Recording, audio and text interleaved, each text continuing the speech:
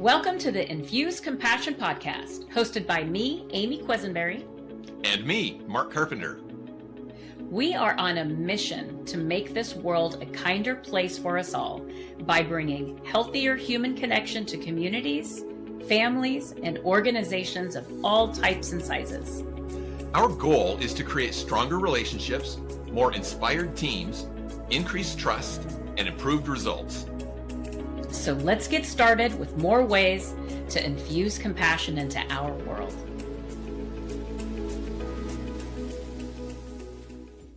Welcome back, Compassionators. We're so glad you're here for this episode of the Infuse Compassion podcast. Amy and I are so excited to talk about our thoughts, our reflections on the conversation that we had with Kathie Gwilliam last week. If you haven't listened to that episode where she talks about the dangers of unhealthy comparison, you really need to go listen to that. Now, if you want to listen to this episode first, that's fine, but you've got to go listen to Kathie and listen to what she said. She has done a bunch of research on this. She speaks on it all the time. And so you need to get her expertise into your life.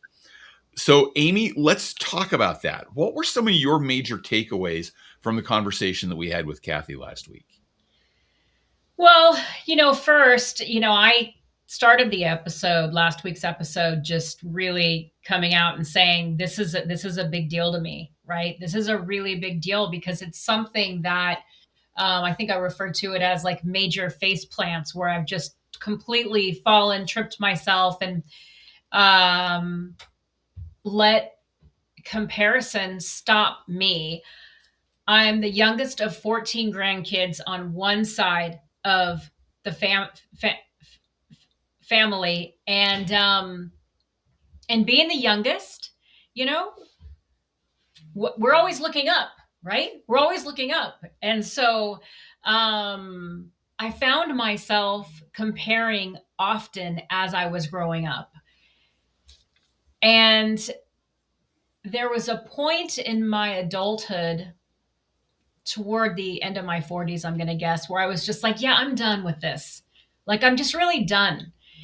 And then I spent the next couple of years really getting curious about, Amy, what's going on that you're comparing yourself? Like, and I don't remember which guest, but I feel like we had a guest earlier on, Mark, that may have said something that put something in my head that helped me release self-sabotaging, comparing thoughts. Yeah. And it's been so beautiful to release that. And now when I see somebody who's doing amazing work, I go directly to the air that Kathie speaks about. I appreciate, I'm inspired by them. I recognize them, right? I go directly to that. I no longer see it as a threat. I no longer see it as, Amy, that's an example of what you aren't. It has nothing to do with me. I'm able to see them as a complete individual as they are, as I'm an individual, completely separate. And it is so liberating, so empowering. And so even though this is the first time I'm meeting Kathie, I feel like somewhere I was like getting her stuff one way or another, it was going to come to me. So just incredible gratitude for her wisdom and how she's been able to talk about this and articulate it. Yeah, and in that air philosophy where she talks about, appreciating others and being inspired by them, the recognition part is also recognizing my own value. Mm-hmm. That while I can appreciate what they're doing and be inspired by them, I have my own worth that I add to that too. Mm-hmm. And you mentioned that we're always looking up, we're always making that comparison. And I think from an evolutionary standpoint, this is necessary for humans to grow.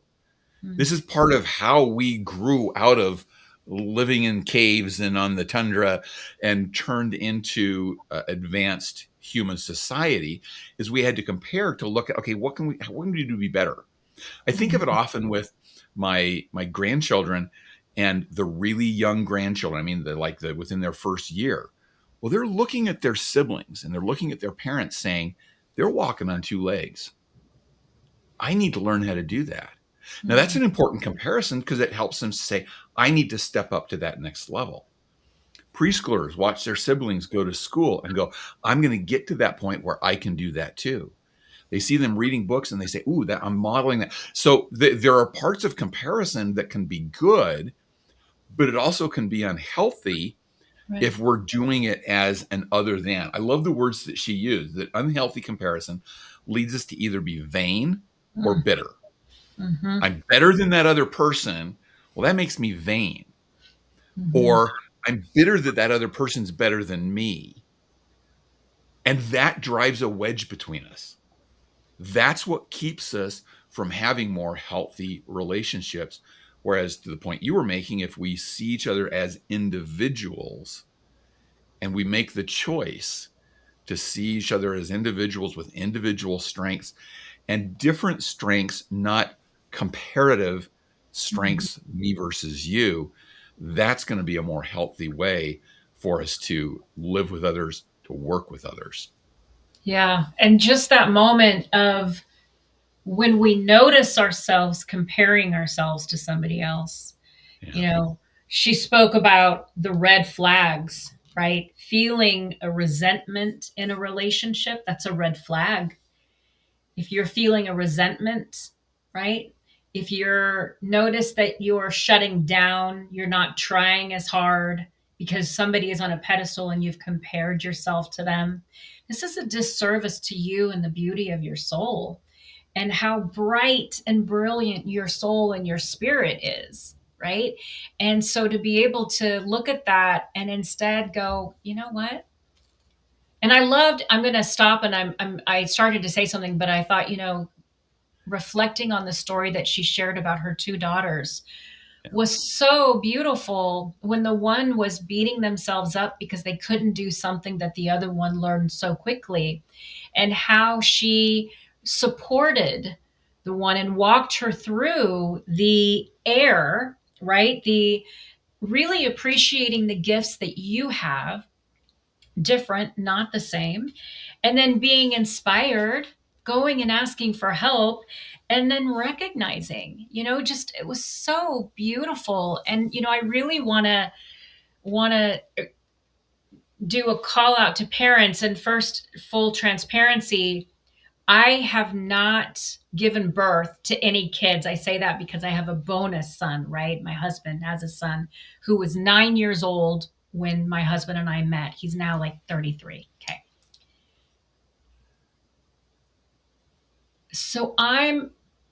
But when I think about parents that maybe don't know that they're comparing the kids to each other, or they realize they are and they don't know how to stop, go back. If you haven't listened to Kathie's episode, go back and listen to it again, because I think when so much of what we learn that's beautiful that we take into the world, or maybe that's not as beautiful that we take into the world, we learn at home, right?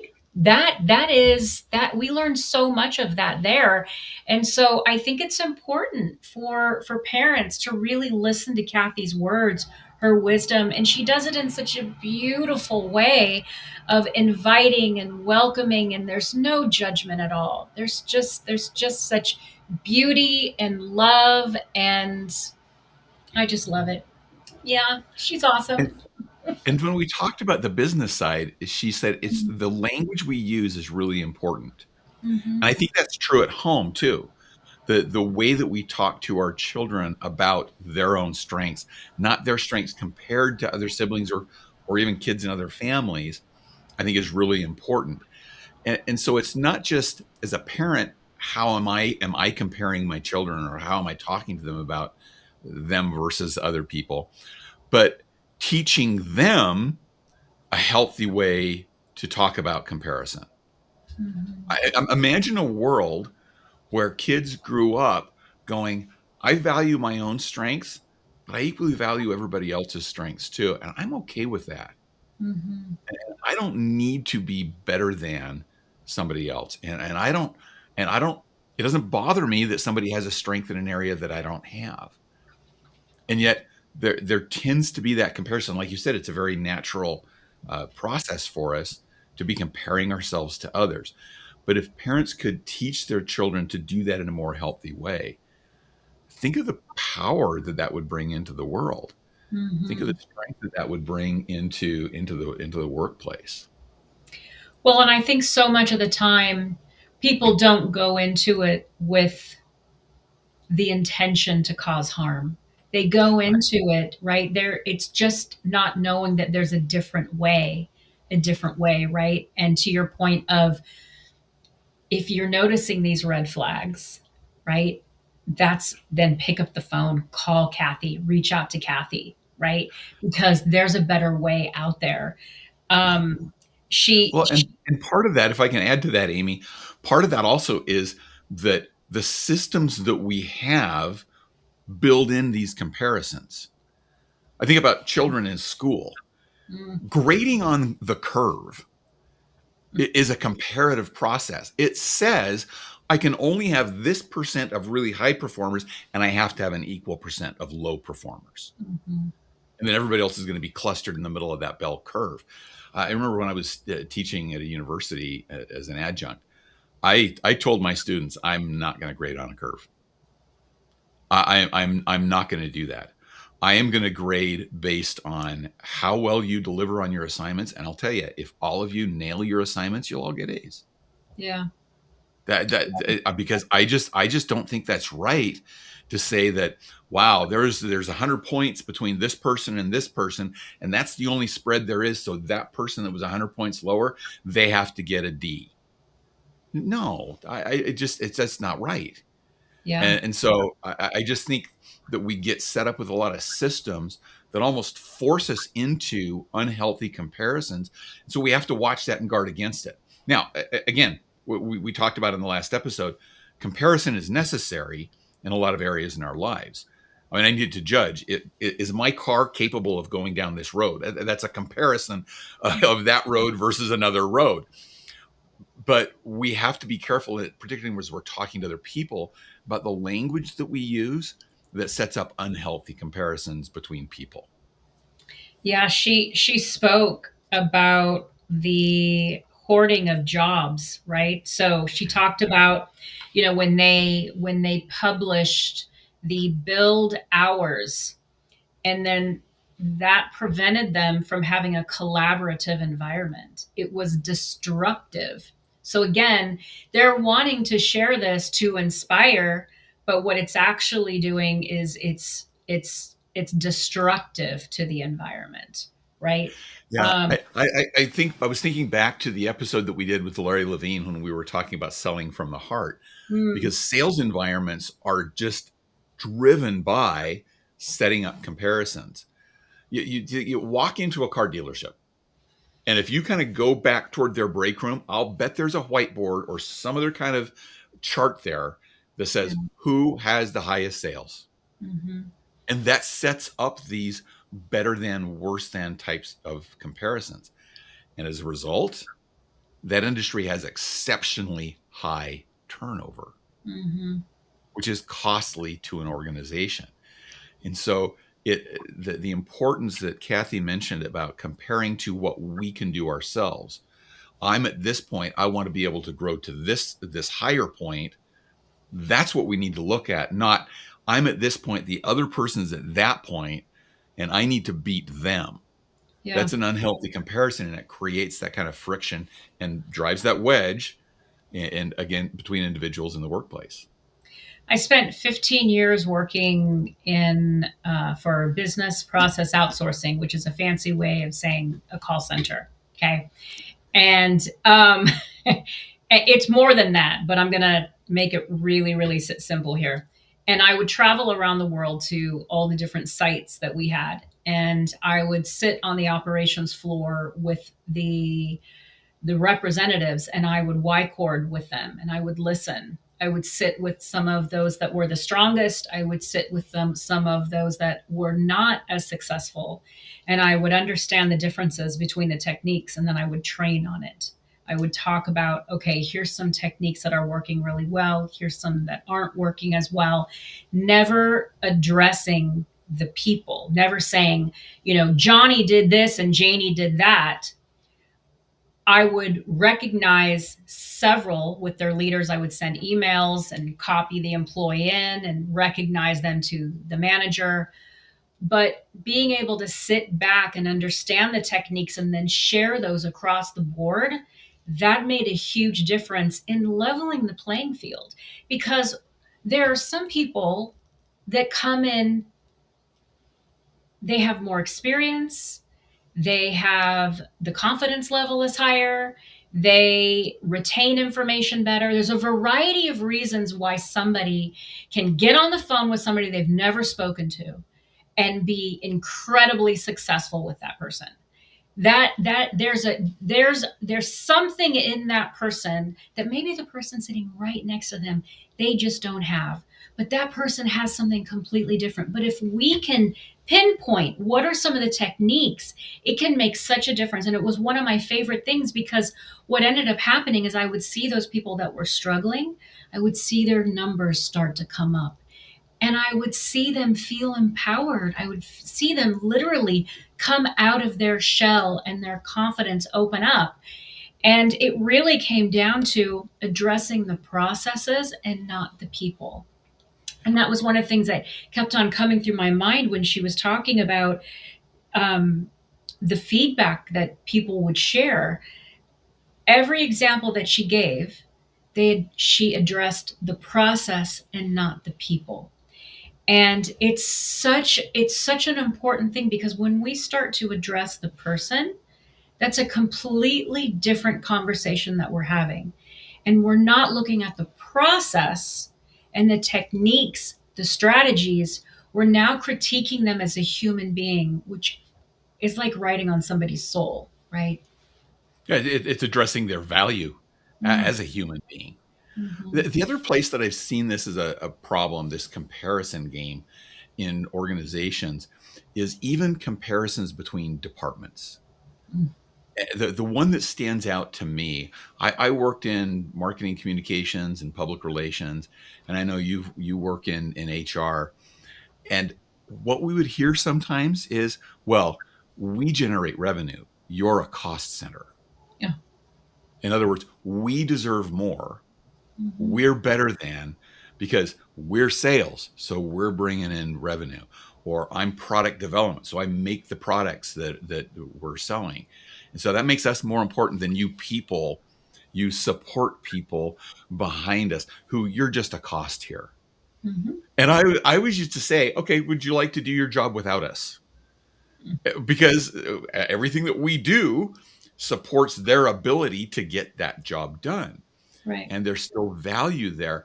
But when we even compare in groups like that, it creates wedges within organizations that create less effectiveness. I think it does create higher turnover, because it's lower job satisfaction for people. And it creates a better than, worse than kind of situation that's really hard to get up and go and work in every day. Well, and there's this elitist mentality that can grow in that conceit that Kathie spoke about, right? That vain and the bitterness thing that she spoke about and you already spoke about. Yeah, it can fester, and as she said, cause that wedge. And I think anytime there isn't this honest look at, we're all working to do our best here, right? We all have a purpose. What is our purpose? Am I doing that to my best ability? And how, and I think this is one of the things that I hope leaders are looking at, are you getting in the way of your employees being the best that they can be? Are you empowering them to do what you hired them to do? There was another word that Kathie used that I wanted to call out, and it was expectations. That often the problem with our comparison is an expectation that we have. we expect this either from ourselves or from others, and it puts us in that comparative mode. Mm-hmm. And so we have to manage and monitor our expectations. I teach people a lot about closing gaps between what you expect to happen and what actually happens. Yeah. And one of the points that I always make is that expectation clear to other people? Mm-hmm. Because if it's not clear to them, that's on you as a leader to make that clear to the person. But sometimes we have these, I'll give a personal example on this. As I've gotten more into speaking from the stage, I've associated with a lot of people like Kathie, like others, who are also speakers. And I hear them talk about their successes and I go, dang it, why am I not getting that kind of success? Why am I not? And I have to realize how many years longer they've been working at it than I have, and manage my own expectations about myself. Because if I don't have the right or appropriate expectations, that's going to throw my comparisons way off, and it's going to make me vain or bitter Mm-hmm. as I go forward. Another quick example of that comes to my mind. Everybody thinks they're a good driver. But we have all these expectations about other people. Other drivers are idiots, but you ask, every person thinks they're the good driver and everybody else is the idiot. So how could that be?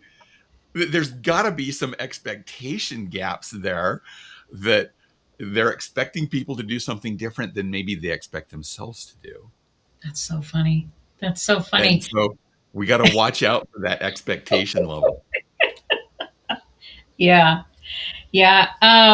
She talked about, the power of really seeing people as the individuals that they are. And I think, so much of this comes back to the individual. Yeah. She talked about really encouraging self-recognition in a work environment, for leaders to encourage people to recognize themselves. I know a lot of the coaching that I do at the organization that I work with, I'm the employees that I coach, they tell me these wonderful stories. And I'm like, okay, does your manager know about this? No, they don't. Okay, you need to send an email. And I know it's uncomfortable, but if you're not going to recognize you, who's going to do it? Yeah. Right? Or even say, hey, thank you, leader. Do you mind sending an email to my manager and copy me, stating exactly what you just said to me? Because I would love for my manager to hear about this as well. That's really important, to be able to be our own cheerleader. Yeah. I talk about waiting for the knock on the door. That's one of the talks that I do. If we're not showing up for ourselves, how can we expect somebody else to be showing up for us? We've got to be the ones that are saying, look at the great work that I'm doing. And I think that there's a fine line between self-recognition, not a fine line. There's a line between self-recognition and now I'm conceited, I'm boastful, I'm cocky, I'm all that stuff, right? Whereas if we can genuinely look at, there's really great work that I'm doing. I've got improvements to make. I'm aware of that and I'm working on those. But look at all this great work that I've done. And to really sit in that recognition, whether you're giving it to somebody else or you're giving it to yourself, I always say that's like jet fuel, man. And it's free. Use it. And Kathie had such great words for that. She said, conceit is comparison. Mm-hmm. And so if we're being conceited about it, we're doing it in a comparative way. But then she said, recognition is confidence. Mm-hmm. Conceit is comparison. Recognition is confidence. Mm-hmm. And so it's good to recognize your own worth and your own works. And that's really part of her SOAR mechanism too, was stating out loud, what is this comparison that I'm making there? Mm-hmm. And acknowledging where you're going, but looking at the good that you have as part of that too. Yeah. I think that this is not easy work. It's not. This takes work. It takes intentional work. But the work is where the gems are, those golden nuggets, right? When we do the work, we have the ability to transform our lives, our reality, what we're experiencing. And so I want to do a call out that if you find that there's some unease when you're around somebody who you perceive as being better than you, or maybe you perceive yourself as being better than them in whatever way, to maybe get a little curious, gently curious with yourself and explore that, because there's something on the other side. There's something on the other side of that exploration that could bring you an incredible breakthrough that's going to take you somewhere else. And I love your point that it's work, but it is work worth doing. Mm-hmm. And if you need help with that, again, go back and listen to Kathie in our last episode.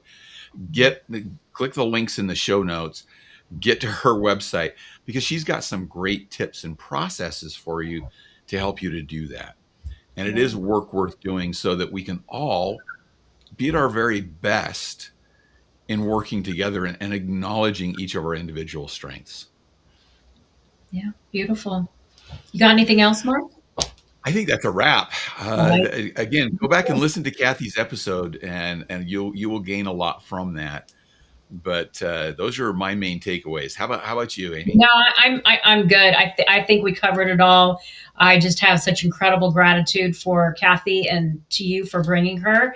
And everybody, we wish you a wonderful week. Go out there, infuse compassion into the world like you're always doing, and don't forget, come back and share your stories with us. Right? If you see our episodes, like them, share them, get it out there, and if you would like to be a guest, reach out to us. All right. Thanks so much, everybody. Take care. We'll see you next week. Great week. Thank you for joining us for this episode of the Infuse Compassion podcast. If you enjoyed the conversation, please share a review and like the podcast so other compassionators can join us. Until next time, let's all do something each day to infuse compassion into the world. For more information on our guests, see the show notes. For more information on Mark and Amy, go to infusecompassion.com.